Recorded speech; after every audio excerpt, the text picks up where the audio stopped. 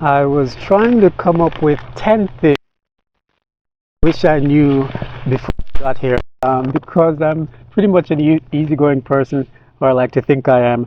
So there's nothing that has been a deal breaker or that I've, feel um, blindsided that I didn't know.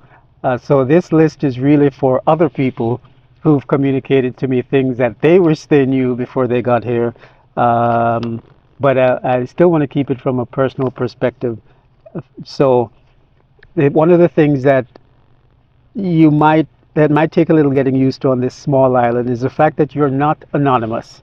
I lived in New York most of my life, and you can take the train every day to the subway to get to work, day after day after day, year after year after year, and never see the same people over and over again. So to a large extent, you are an anonymous entity in New York. Here, not so much, especially if you're a foreigner, especially if you stand out. People are going to notice you. People are going to know where you live. People are going to know your habits. So you are not anonymous as you may think. Uh, a few years ago, I went to Ace Hardware to buy some mirrors, square mirrors that I wanted to put up in my bathroom because I had seen them there before. So I went in, asked one of the floor attendants if he had the square mirrors. He said, no, sorry, they've been sold out. But the cashier, the young lady cashier, overheard the conversation, and she said, excuse me, sir, I have some of those mirrors. I bought them a few months ago and I'm not using them. So I said, hey, great, that's great. Can I buy them from you? She said, yeah, sure. I said, okay. So, where do you want to meet? So I can get the money to you. How do you want to meet? And she goes, oh, I know where you live. So this is someone I've never met before. So you are not anonymous. And there are lots of stories like that. People recognize your car. So if you're used to a certain amount of anonymity from the big city, you can probably give that up. But, it could be a good thing because people know your routine.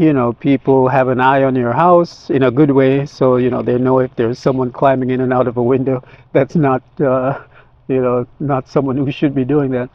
So it keeps people acting cordially and friendly and sanely, as opposed to the hostility that sometimes the anonymous big city living can sometimes encourage. So you are not anonymous. Number two, this is not America in a lot of different ways. Technically, yes, on paper, obviously, it is part of the U.S. It's a commonwealth in political union with the United States, but in a lot of ways, culturally, mindset, worldview, it is not America. So I would encourage you to come with an open mind that there is a way of being, a way of doing things, government,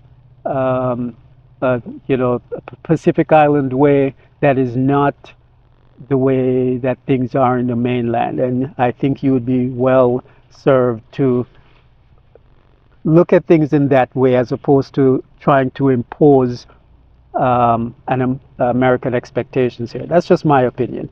And again, most of my viewers are probably coming from America. So as much as you may love your country, you may be disappointed, or you may become a nuisance on the society if you bring certain expectations that don't really fit in. Among those is number three, no Karens allowed, and that pretty much speaks for itself. In a lot of ways, the society is not loud, it's not confrontational, it's not hostile and unfriendly. So, and there's no self-entitlement that governs people's self-perceptions. So no Karenism allowed on the island. And the only other one I could come up with, I only got to 4 things, is don't drink the water. So the water here, because the ground table is pretty high, the water here is coming out of the tap water is pretty brackish, salty. So no one here drinks the tap water. Everyone here gets bottled water, and I have a video on that you can search for. But yep, If I think of anything else, I'll let you know. But those are 4 things that some people wish they knew. Okay, here's a 5th one. You can't always get what you want. To sort of paraphrase a Rolling Stone song, you can't always get what you want. There are certain things that are simply not here. Ultimately, most things you can get by ordering on Amazon or eBay or Walmart.com or Best Buy. But but there are certain times that things you just can't get. You might not see certain brands that you're used to, but there are alternatives and substitutes. In my case, when I first came to the island, I don't think there were even Terra chips and Lara bars and Cliff bars at the time. I had to request them, and then as more people started to buy them, now I can pretty much get those on a regular basis. But for everything else, there's Amazon. So, yep, that's number 5. So 5 things I wish I knew before moving to Saipan. I hope that's helpful to some degree, and I'll see you in the next video. Subscribe. Hear what a man say.